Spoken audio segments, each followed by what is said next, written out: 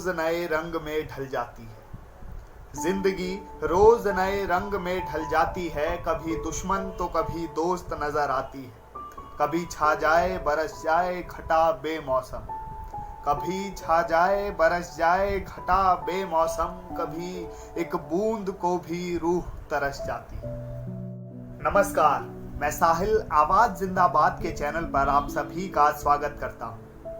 दोस्तों, अभी हम जिस वक्त से गुजरे हैं या फिर यूं कहें कि गुजर रहे हैं, वो बहुत ही मुश्किल समय है सभी के लिए। पूरी दुनिया को दिक्कतें आ रही है, लेकिन इन दिक्कतों का सामना, इन परेशानियों का सामना करते हुए हम आगे बढ़ रहे हैं और धीरे धीरे हम कोरोना को अपना रहे हैं। मतलब हमने इस चीज को अपनाना शुरू कर दिया और इसके साथ जीना लगभग शुरू कर चुके हैं। तो धैर्य रखिए, सब कुछ ठीक हो ही जाएगा। समय अनुसार सब अपने आप ठीक हो ही जाता है। तो दोस्तों, आइए शुरू करते हैं आज की कहानी।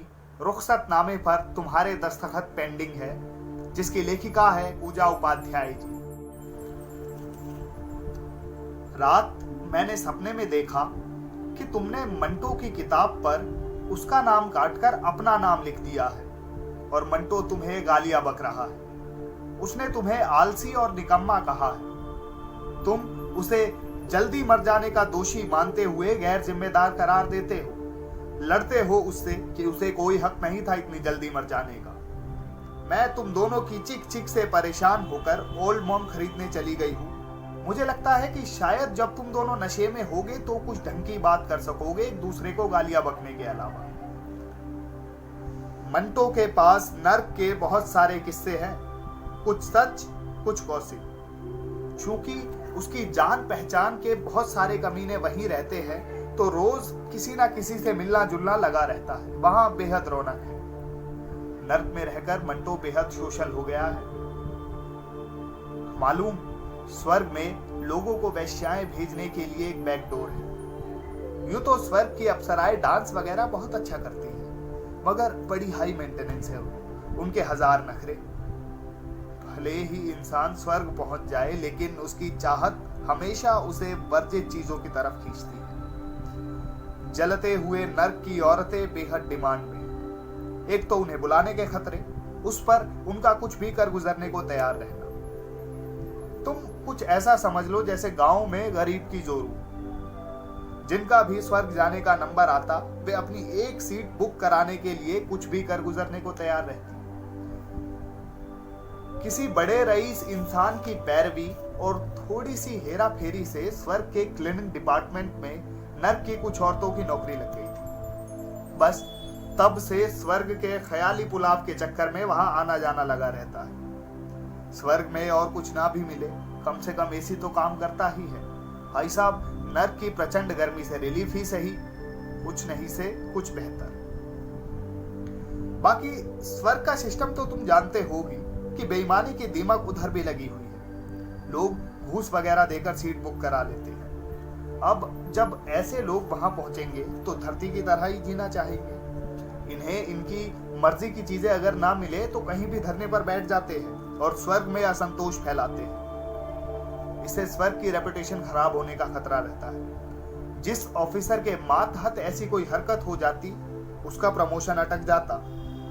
इसीलिए हायर अथॉरिटी के लोग सब जानबूझते हुए भी नजर घुमाए रखते हैं। स्वर्ग में अच्छाई की सांद्रता बहुत ज्यादा है और ऐसे मुट्ठी भर लोगों से कोई फर्क नहीं पड़ता। इन अटेंशन केसेस को ज्यादा फुटेज नहीं दिया जाता। इग्नोर करना ही बेस्ट उपाय होता है।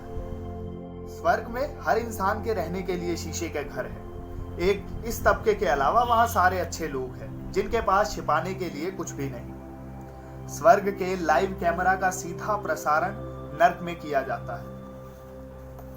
इस फीड की शुरुआत का मकसद नर्क के लोगों की तकलीफ को बढ़ाना था कि नर्क के लोग हमेशा उनसे अपनी तुलना करें और जले भुने। स्वर्ग की ढेर सारी सुविधाएं जैसे तापमान कंट्रोल, बहुत सारे गैजेट्स, अप्सराएं और अनगिनत साधन आम लोगों में सिर्फ ईर्ष्या का कारण बनते। लेकिन उस वक्त किसी ने कहाँ सोचा था कि वे नर्क के लोगों से डील कर रहे हैं, जहां दुनिया भर के खुराफाती और कमीने लोग भरे पड़े।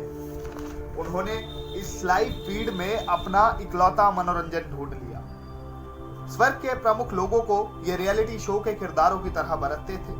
स्वर्ग के लोगों को जब पता चला कि नर्क के लोग उनके लाइव फीड को एंटरटेनमेंट की तरह इस्तेमाल कर रहे हैं, तो उन्होंने सारे हथकंडे अपनाए कि इस लाइव फीड को बंद किया जा सके। अब दोस्तों, नर्क में जितनी ही अराजकता थी, स्वर्ग उतना ही ज्यादा नियम कानून से बंधा हुआ।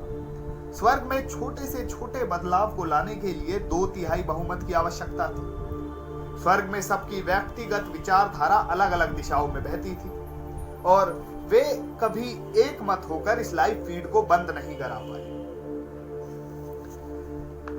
अब कहानियां सुनाते सुनाते मंटो का हलक सूखने लगा और तुम्हारे भी ड्रामे शुरू हो गए कि किंगफिशर ला दो। मेरे पास एक ब्लू लेबल की बोतल पड़ी है, लेकिन उसके दाम सुनकर तो तुम ऐसे अटकते हो कि इतनी महंगी शराब से तो मैं गरारे भी ना करूं। बेशर्मी की हद है कि 2 मर्द बैठे दारू पीते रहे और इंतजाम करने के लिए मुझे भेज दिया। अरे माना कि मेरा शहर है, लेकिन जो इंसान एक कोठे वाली से किस्से कहानियां निकलवा सकता है, उसके लिए रात के 2 बजे दारू की बोतल जुगाड़ना ज्यादा आसान ना होता। या फिर यूं कहो कि इतनी बड़ी गाड़ी है, सब साथ बैठकर ही चल देते हैं।